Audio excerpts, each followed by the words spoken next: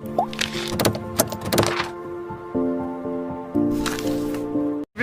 الكلام ده، يعني اللي تم ضبط يعني يا باشا اللي بيقول لك بص نتكلم دغري. أيوة. اصل انت الدنيا كلها عارفه ان كيلو سكر ب 12 جنيه 60 قرش، والتاجر والمواطن ما بيدفعش ثمنه وبياخده بالمجان. هيلعب في ايه؟ يعني القصه تبقى في ايه يعني؟ في فرق ال 2 جنيه او ال 5 جنيه او البتاع اللي المواطن بيدفعها بمزاجه، يعني عشان يبقى قولا واحدا يعني ولا هنيجي مع ده ولا هنيجي ضده. أيوة. كويس. المنتج اسعاره معروفه على مستوى الجمهوريه كلها، فما حدش هيتلعب في سعر 12 جنيه 60 قرش هيديله بكام يعني. فالقصه ما فيهاش هزار.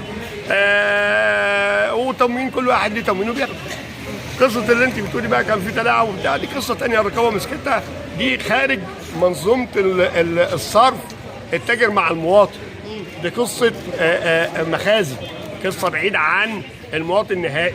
المواطن عارف ان السكر ب 12 جنيه و60 قرش، هيجي عندك هقول له والنبي ده ب 15، مش هنهزر يعني، ما هو عارف ان هو ب 12 جنيه و60 قرش. ايه السبب في القفزه اللي حصلت في ارتفاع اسعار السكر الفتره اللي فاتت؟ بصي احنا قلنا ان السكر موجود، بدليل ان احنا عندنا 65 مليون كيلو سكر بيطلعوا ل 65 مليون مواطن كل شهر، فده يؤكد ان احنا عندنا سكر يكفينا وبزياده يعني. قصه بقى السكر الحر اللي هو كان مستورد بره، او المشكله اللي حصلت في كيفيه تداول بيع السكر في المحلات، دي قصه ثانيه. بعد القرارات نزلت ان عشان من وجهه نظرهم عايزين يحافظوا على سعر السكر فما يبقاش متغالى، فبينزل المبادره ب 27 جنيه، فالمفروض ان هو بينزل المحلات تبيعه للمواطن ب 27 جنيه. فعشان ما يبقاش يتعامل معامله الحره ب 40 ولا كذا، فكانوا حاولوا يحجموا الموضوع شويه بان اللي يصرفه لازم تبقى الرخصه بتاعته سنه. وللاسف معظم تجار الجيزه الرخص بتاعتهم مش ساريه، معاهم رخصه وكله ده كان مش ساريه، لان التعديل الجديد بتاع الرخص بياخد فتره زمنيه، بيبقى محتاج جواب من المرور وجواب من المطافي وجواب من الكاميرات وجواب من موضوع كده شاق شويه، فعلى بال ما تخلص الدوره ديت تاخد فتره زمنيه. طيب بالنسبه للمراقبه على الاسعار، في خطه للمراقبه على الاسعار للتجار؟ اكيد ان احنا بنأكد عليه تنفيذ قرار دولة رئيس الوزراء بأن المنتج السعر يتحط على المنتج من أول إنتاجه، وده اللي هيفرق كتير مع المواطن ومع التاجر، لأن التاجر رأس ماله تآكل. أنا بالنسبة لي لو رأس مالي 100,000 جنيه والبضاعة غليت، بقت اللي كنت بجيب بيهم 10 قطع بقيت أجيب بيهم 5 قطع، فأنا بالنسبة لي أنا متضرر أنا كمان. لو كنت بكسب في ال10 قطع كل قطعة جنيه بكسب 10 جنيه، هكسب في ال5 قطع 5 جنيه، فبالنسبة لي أنا متضرر.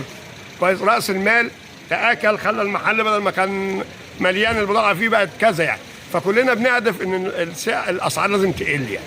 فدلوقتي احنا عشان يبقى قولا واحدا، احنا في حرب اقتصاديه علينا، فلازم كلنا نتكاتف، حكومه وتجار وشركات وشركه قابضه، في ان احنا نمتص الازمه ونحاول نعديها. فاحنا دلوقتي عندنا حلين. الاول المنتج يكتب سعر المنتج على المنتج بتاعه، يعني مثلا كيس الرز بكذا يكتب عليه سعر، بحيث ان هو لو بعد شهر بعد اسبوع غلي يبقى ما يغلاش عليا اللي هو كان منتج من شهر، لا لما يخلص بقى الانتاج ده وجه انتاج جديد يبقى بسعر جديد. لكن ما اصحاش الصبح انا يقول لك النهارده الحاجه غليت فجاه كل المنتج دوت اللي كان معمول من سنه غلي كمان، ما ينفعش خلاص. هيبقى في فجوه ان السعر يقدر يبقى معانا لفتره. ده واحد. الشركه القابضه بنطالبها بان زي ما نزلت سكر حر على البطاقه، ممكن تنزل زيت، ممكن تنزل رز، برضك المواطن يدفع ثمنه بس بسعر مخفض من الحكومه، هيبقى يحاول يقلل الاستهلاك الخارجي شويه. لان كلام مباشر كده، انا دلوقتي بطاقه 4 افراد وخد 4 كيلو سكر من هنا. كويس. ال4 كيلو سكر عملوا له اتزان في بيته لفتره زمنيه. في ناس ممكن يقعد معاه نص شهر، ناس يقعد معاه 15 يوم، ناس يقعد معاه 20 يوم. فانت الفجوه اللي هي هتعطيك طول الشهر دي، انت بقى تقدر لما تيجي تشتريها من السوق الحر تبقى ايه، قللت التكدس على السوق الحر شويه. فلما يكون 65 مليون مواطن كويس، انت بتحاول توفر لهم احتياجاتهم بزياده شويه، مش هي يعني حتى لو هيبقى محتاج سكر من بره هيبقى كيلو، مش ال5 مش ال10. فاهم قصدي؟ فالكلام دوت هيبقى عرض وطلب يقلل شويه في الاسعار في اليومين الجايين ان شاء الله.